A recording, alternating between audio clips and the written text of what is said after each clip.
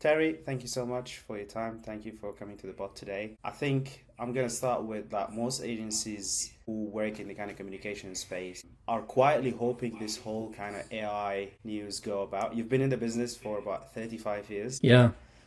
probably seen a lot of tools throughout that time. But kind of you've kind of embraced what's going on in there. So I just wanted to kind of get your thoughts in terms of where do you see AI currently in the industry, where is it delivering value, what is not. But before I get into that, I wanna get a bit background in terms of Zelen communication, how it all started, how you get into this. I think also just from looking at research, you've done a degree in science and stuff like that. So how it all started basically.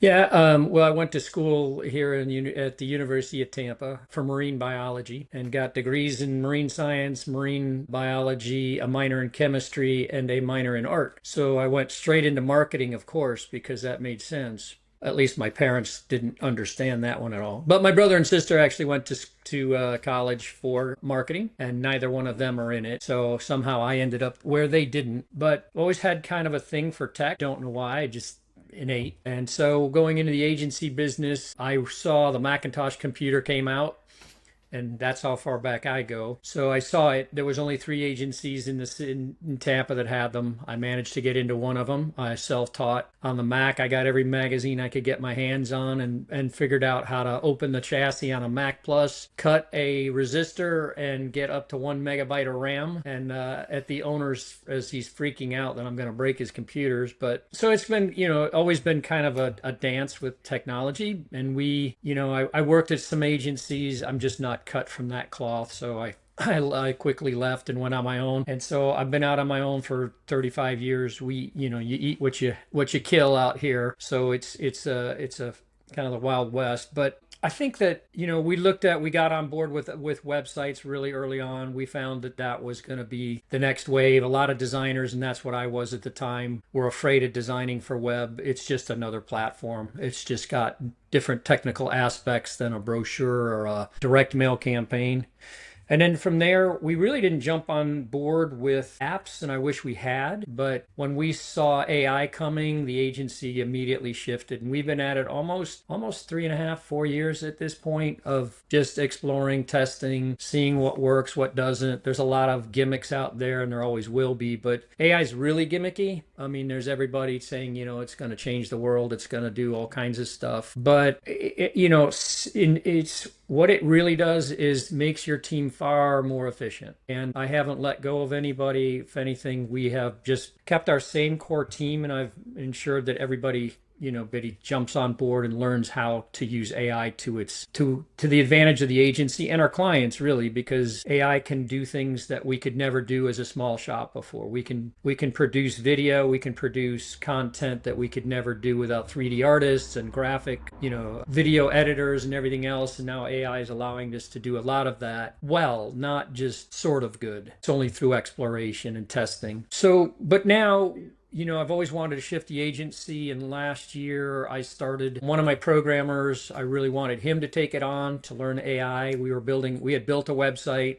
I wanted to build scrapers so that we could get real-time data and self-populate the website that we had constructed. He was always so busy on other projects. I just sat down with ChatGPT at first, and then I learned my lesson and quickly evolved from that, went over to Claude. I've been with Claude since, but I've been programming 7 days a week for 7 months straight. And I have now built something called Opsys Intelligence, which is a suite of AI visibility tools. So it's different in that we have taken all of our lessons from SEO and then not bolted on, but we actually have come from the ground up. So SEMrush and Ahrefs, they're out there and they have legacy data, legacy tactics. We take the base of what they do, but then everything else is leveraged on AI from there on out. So what our tools do that theirs can't it's pretty significant. They use dashboards. We give a client a report in under 10 minutes, and it's 34 pages long. And it's a complete intel on their current status of their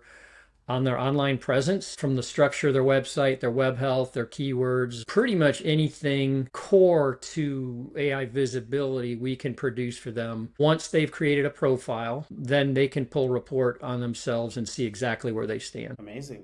And is that in production already, or is that still as a pilot? You're trying it with a couple of clients. We've got about 5 clients running on it right now, and I'm building a lot more sophisticated tools behind it. So the base core tools are 5 tools. Actually, there's 6, and they give you the core essence of where you are now. But we're building standalone tools, which are going to really enhance your AI visibility. Everything from monitoring your status month over month to actually building our own data sources. So we're almost building our own LLM behind the scenes, gathering our own data through our own websites. So we're going to see where we're cited, where our clients are cited, and use that to our advantage over time. And agency business is hard, so software's a lot easier. Build once, sell many times. Whereas agency, you recreate the wheel with every client you go to.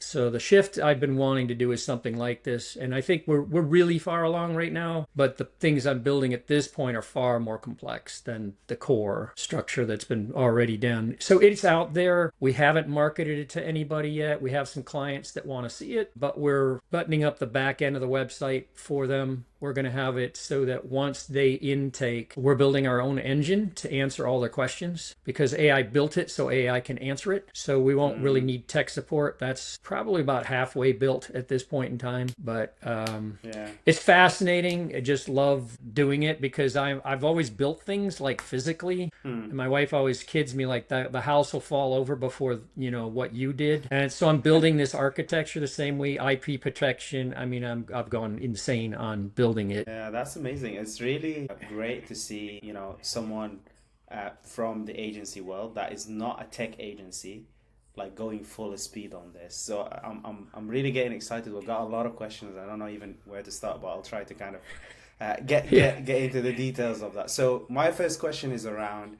So when I started my agency about 3 years ago, one of my lead magnets that I used to send to people is what I call a digital roadmap. So the roadmap is we'll tell a lead where they are today and where they need to be with AI over the next 12 months, name it, whatever. But everything in that is AI generated, but I rely a lot on their kind of digital footprint. So I go scrub their website, see what the industry standard is, see the top 3 competitors, all that information wrapped up in a nice and send it. And funny enough, it worked for some time, but a lot of the responses I get is like, this is not true. Or, how do you know? How do you know? How do you know that number? That number is not true. I was like, so my question is for you, when you going through this process of creating this report of 34 pages, how do you validate the information? What's the feedback that you're getting so far? I didn't mean to say thumbs up on that. Oh. So how you validate the information, and what's the kind of feedback that you're getting from that? How do you make sure that clients are onboarded in terms of the information that they're reading? When I really first started getting into AI, I said I need to see how people are using it and what they're and ways that they're doing it. So I probably follow 200 plus people on LinkedIn. And I could choose another platform, I suppose, but it's business oriented and I don't go to Facebook or Instagram or TikTok. So in following those people, I follow people from fashion designers to people who are writing their own scripts in HeyGen and workflows and generating all their own content that way. So I've really looked at it from a broad perspective and said, and I read what people say. So I've become friends with this fashion person in Italy. She's amazing. And I wanted to meet her because she said, hey, I taught myself Python so that I could do better prompting. And I thought, okay, this person I gotta meet. So now we communicate all the time. She's building her own ecosystem. Very different animal from what I'm building, but she's given me kind of hints and tips and tricks without telling me, kind of a breadcrumb trail. But my tools are all AI enhanced. None of my tools are AI powered. And the reason for that is without governance, you have nothing but hallucination and lies. So every single piece of information in my 34-page report is backed by data. I found data sources. We have, connected the APIs to our system. So anybody who wants to challenge it can. We can trace it back to a data point. That's everything from the health of their site to the keyword ranking. We can tell you what your keywords are, your monthly, your search volume, your click per, your cost per click, your keyword difficulty. That's all data that we're gathering in real time. So nothing is hallucinated. And I made sure it took me months to lock out all the AI hallucination. That was the most difficult thing to do, was lock it all out. So even the responses, AI and I wrote the scripted responses so that they're the same. There's a consistency across the board, so it can't be challenged, because you can ask an LLM 100 times, it'll give you 100 different answers. Yeah, so you have to lock it down. Yeah, that's great. What's the feedback been so far, Terry, from your clients on this? Before that, do you go and say, this is AI powered or this is AI enhanced? How do you lay out the information? Because I'm just worried that a lot of people are very skeptical, rightly so, about AI. So it's how you deliver the message as well. So we have tools. So they're not agents. I started making my own custom GPTs. And then I said, this isn't good enough. And so I built a couple of agents off of that. And I said, they're just still breaking and lying like crazy. And so I kept pushing, and then it said, you need to go to N8N. So I shifted to N8N, built tools. I just migrated all my tools 2 days ago, and I was terrified because I was 16 versions behind. But I did it in under 3 hours and had no breakage. So now I'm building an N8N migration tool so that never happens again. It's going to track the N8N upgrades, and then it's going to tell me, here's the potential breaks, you can go ahead. So I'm tracking everything. It's kind of psychosis, but nobody's pushed back. In fact, they're fascinated by it, and they think my clients are thanking me for moving them away from SEO to what's next, because SEO is one of our core tools, and it's one of the core indicators whether your business is visible online and whether it's trusted, because Google needs to see you and trust you to rank you, and Google also needs to validate. So Google got kind of crazy if your Google business profile said street, ST period, and another directory spelled out the word street, STREET, Google would ding you. And you're like, okay, because they wanted consistency, right? LLMs are the same, and LLMs are feeding off of how Google trusted, but they train and live in different places. So Google lives in Google's world. LLMs live in strange places. And if you ask them, they'll tell you where they hang out, and they'll tell you where they train. So they love Wikipedia, they love Reddit. And I'm like, these are really human-centric, flawed platforms. And they said, exactly. They are real conversations with real information.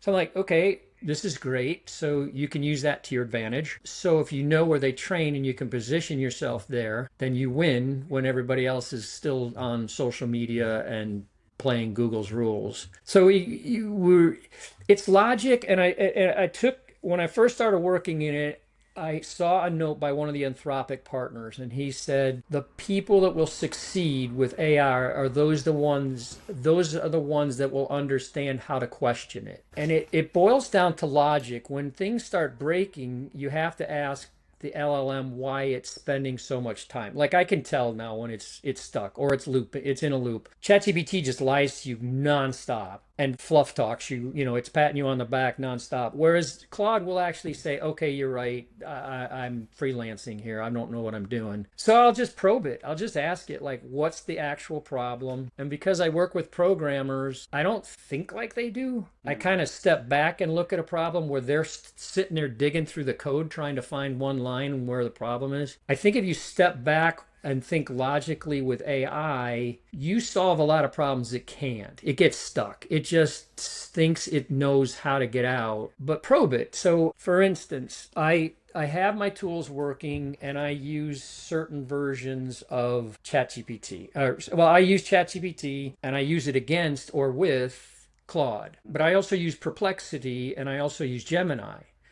But I use them together to solve problems that otherwise would have had one perspective from one LLM. So in other words, Claude is going to solve things the same way it always does because it's trained in a certain way. It's like taking somebody who went to math classes and somebody who went to English classes.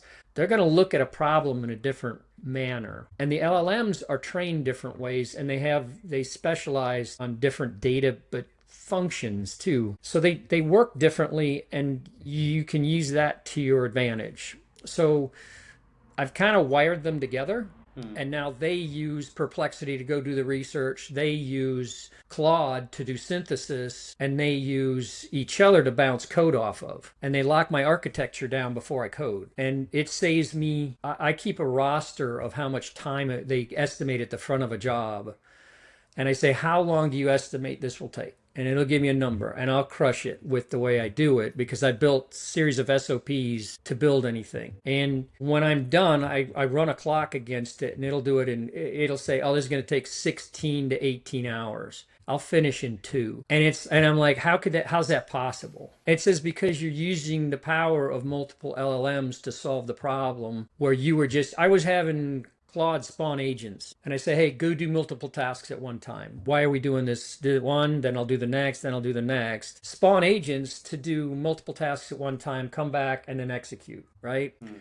But Claude was getting it wrong. The code would be wrong. And I said, why is it wrong all the time? And it said, well, because you're using my perspective all the time. So then I brought ChatGPT in, I let them bounce it off each other, and they self-solve. It's pretty remarkable. And That I is think amazing. that most people don't think like that. So back to the reason I was started down that line is Claude deprecated the version I was using. It was like 4.5 Sonnet. And that was my go-to in one of my working tools. And all of a sudden everything went offline. And I said, okay, what's happened? So it said, well, you remember 30 days ago, you got an email that, Anthropic said they're going to, sunset this version. So we went through, took us about 5 hours to migrate up to the next version. And then it was timing out. It kept timing out. And I said, why is this timing out? It worked fine with the other one. It's a more verbose model. I mean, so it's talking like crazy. And it said, yeah, so it's overshooting the token and the time. I said, well, I tell you all the time to give me short answers, don't I? And it said, yeah. And I said, where am I heading? And it responded, it said, you want me to tell 4.6 to talk less? And I said, Hmm. exactly. So in its prompt to 4.6 Sonnet, it said shorter answers. It fixed it. But that's the Brilliant. logic. Like, why is it timing out? Because it talks more. So it's taking Yeah. more time to think. Well, I don't need more thinking. It's a simple answer. So tell it to stop. Yeah. That reminds me of a skill that I saw the other day in GitHub that called Caveman. So it I basically, saw that. yeah, it teaches AI to just like a caveman, just give me this simplest, shortest answer to the problem. It's really interesting to speak with someone like you, 35 years in the business, and you're deep into your agents in it, and this is probably the deepest conversation I had so far, and when it comes to the technical side of it. But also Yeah. the other argument that is quite popular in the industry right now is where you choose not to do AI. So I want to know what's your methodology when you're selecting problems to solve it with AI? Because as you said, you can easily get into a rabbit hole, Yeah. spend a lot of time optimizing agents and doing all these things, but not all of them are really delivering business value, not making you more money or saving time. That's Yeah. something I personally struggled with at the beginning. I felt like I'm working harder than ever before, and everyone is saying, "Yeah, he's gonna take my job." I'm like, I wish. Yeah. Come and take my job, Yeah. because I'm working a lot more nowadays. So yeah, But you're building things, right? yeah, yeah. Well, guess what? It takes time to build things, but once it's built and it starts to do the job and the task that you built it to do, now what happens to your time? But you can always optimize it. You can always make it better. Continuous Right. improvement is something. Yeah, the Ray Dalio circle of continuous improvement and going up. You can always, Right. and once you get into an amazing result like yourself, the 34 pages, you can always make it cheaper, better design, better optimized. You know what I Yeah. mean? Yeah. Yeah. And I have Claude make diagrams of everything I've built because I can't remember it. It's too complex. So I make it it has to write an article. It says, here's what it is, here's what it does, and here's why it's important. Right. And it'll write it, and I do it before the sessions close because otherwise, and I don't use Claude AI. I use Claude AI sometimes. I actually use Claude AI and Claude Code together, and sometimes it's a better synergy. You just have to, it's kind of like making a cake. Sometimes there's too much sugar, and then sometimes there's too much flour. And so you mix the tools together rather than mixing ingredients. You're mixing the tools that make the cake. In this instance, the tool is you're building tools and you're using LLMs to build for you. So it's gotten really weird. Like I've built my own production tools because it helps me make my product faster. And then I'll go off and I'm like, wait a minute. If I could make another version of you that did research better, then I don't have to keep prompting you so hard.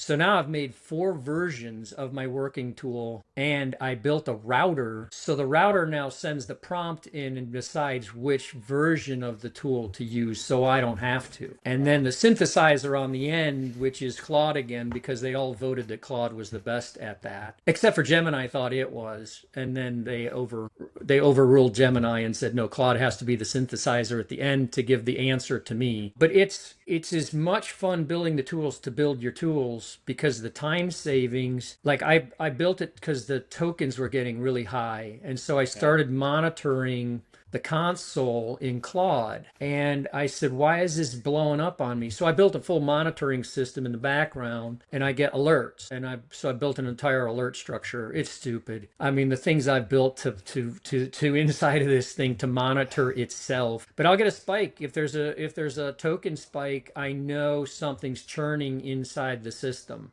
And I read an article called observability. And I found it on LinkedIn. And somebody who was building agents said it goes from point A to point B. It's the agents or single agent. Now people build miniature agents because it's better than building one big one. One big one breaks. Small ones are easier to repair, right? And it said, hey, it's still getting from agent A over to agent M, and it's coming out the end and it's doing its job. But is it doing it efficiently? So he structured something called observability that watches each one of the agents as they do their thing, and all of a sudden this one here is going like this, it's stuck and it's circling, and then finally it gets past it and spits it out. But it might have eaten up 20,000 tokens while it's sitting there spinning. So I track every day 4 Canary clients and it runs it multiple times a day so that I know quickly if it's stuck. And then the Canary sends me a signal, hey, this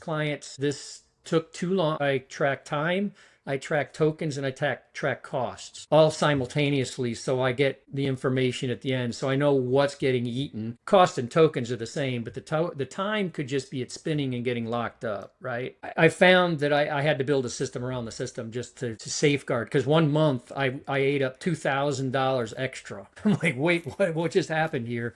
Yeah. So I said, Claude, you have access to the console. You know when things are going off the wire. You can see the spikes. And it said, yeah, I can see the spikes. And I said, then I want you to monitor it and start telling me when you see the spikes. Now you're building a self-preserving in ecosystem, which flags you when it's failing. Right. Yeah, absolutely.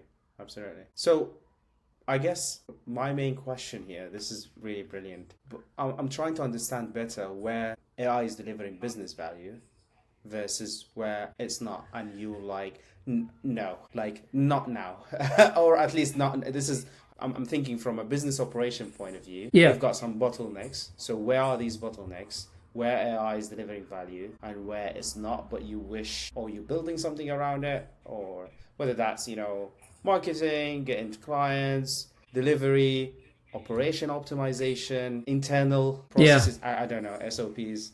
I'm so busy building the beast that I haven't stepped back. Like I'm running my agency at the same time I'm doing this 7 days a week. Unfortunately, we're not super busy, which has worked out to our advantage. But I'm building a strategic thinking piece of a software right now. Because it can research, it can see what works and what hasn't worked. So we have a coffee company who's come to us and they said, hey, we're going to launch new brand. And our tagline is another way, because we always look at things as an agency from a different perspective. And it's always me being a geek, I guess. But if everybody else is doing direct mail, that's probably not the way to go, because your return on investment is what, 3 to 5% return. 1% on direct mail is pretty good. 5% is great. 5% really isn't great. I mean, in reality, especially for direct mail, because you got production costs, you got printing costs, you got mailing costs. It's a very high cost platform. Email, cheap. Build the email it. You still have a distribution cost, but it's really small. So what other way can you do it? Can you do it through scraping? We started scraping LinkedIn for contacts and then building an entire funnel. But there's so many people doing that right now, and it's so obvious it's AI that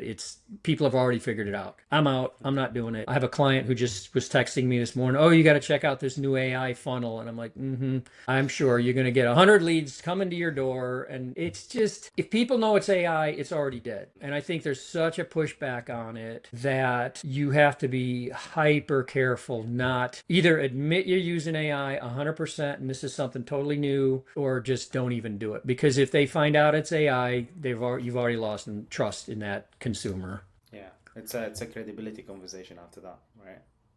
Yeah, and now you're Yeah. now you're trying to back up and say, well, actually, we didn't write that for you. But we tell our clients we write their content now, but we don't write content like everybody else writes content. We've trained our own writer who bases its content on a profile that we gave it. We know it knows who its competitors are. It knows how they speak. It knows what their keywords are. It knows what they're trying to do. And then we back it up with schema. And now we're talking LLM's language. And no other writing tool does that. So they're forcing the LLMs to go and read the blogs. They're forcing the LLMs to read a non-native language and translate it back and then understand. But if you're speaking their language, don't you think they want to do that first? Yeah, absolutely. It's like you're The building your reason own is, LLM, as you said. yeah, we built our own schema writer to write code that speaks to other LLMs is what we built. I've trademarked it. It's called Ovis because they told me, hey, you can create a new form of schema now. And I was like, what do you mean I can create a new form of schema? The way your tools are structured, you can write schema that others can't. It literally came out and told me that, and I started freaking out. And I said, okay, no, you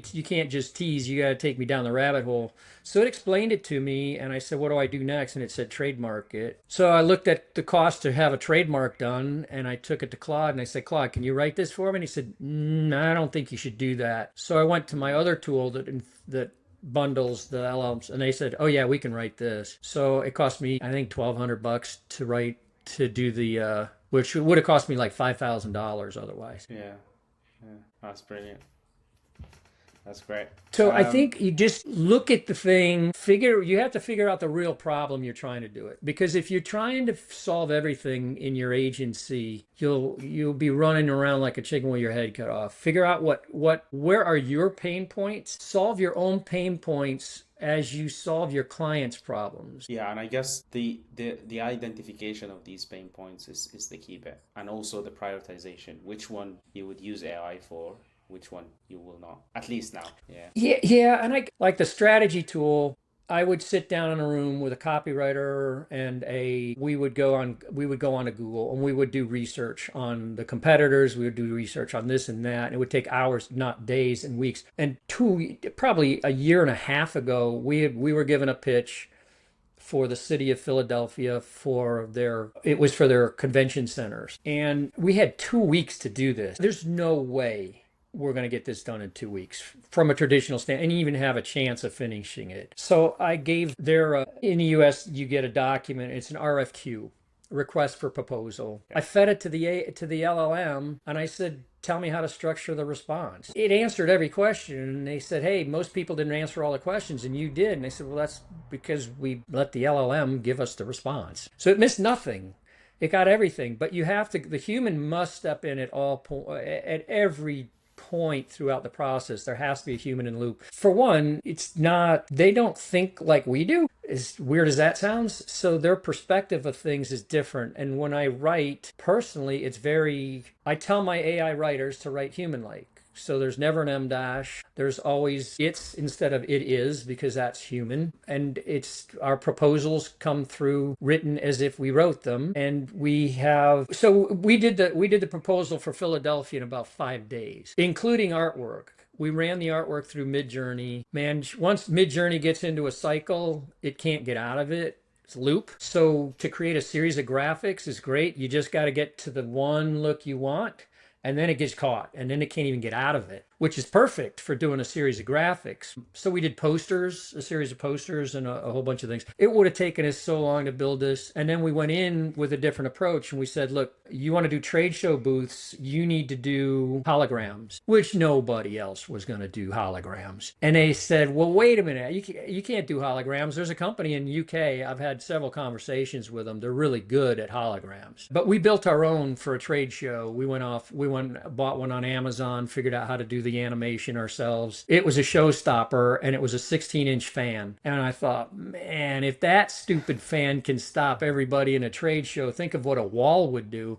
So I said I got to leave that one for another day, but that's a whole technology in itself. It's undertapped. But that's the kind of thinking we do. Like we look at it and go like, there's nobody here doing anything out of the norm. You're not going to stand out. And it's the same with marketing. You got to stand out. Again, another way. Yeah, and I guess you're absolutely right in terms of how you train the AI with real value data. I remember I had a customer at some point who was like wanted more leads. So what we did with them is we wanted and studied their favorite customers, the ones that they love working with.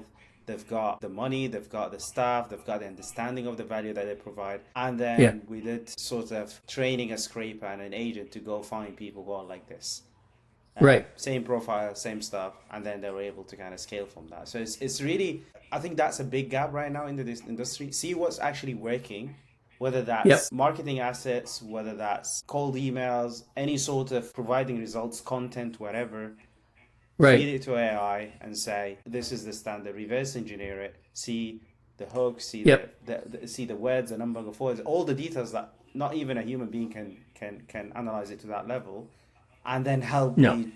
This is the framework. I think that's a big gap at the moment. But what you're using is something uncommon in humans. What is it? It's the reverse engineering of what working. It's called logic. You're using logic. Right.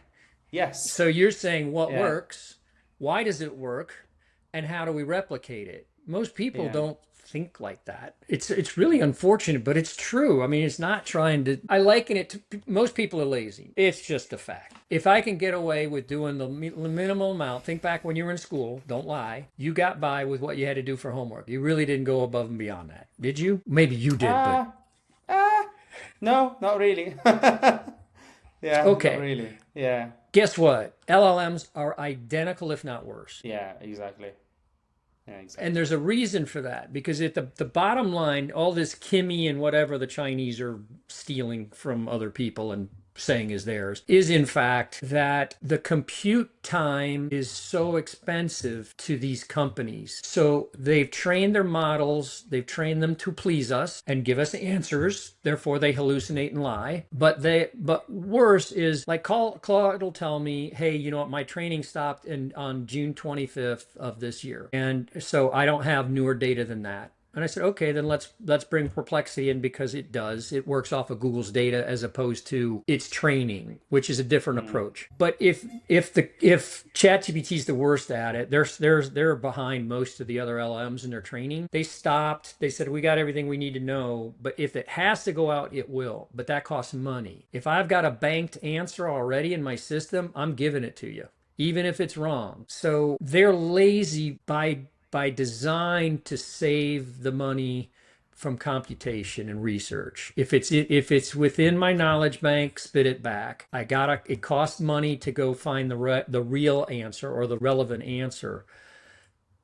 And you have to work with them in that manner, knowing that they're gonna give you the lazy answer. And it'll tell me, hey, this is the quick option to fix, or there's this option. And I said, I get deep enough into a session that it'll know. I said, you didn't actually ask me that question, did you? And it'll say, okay, doing option B.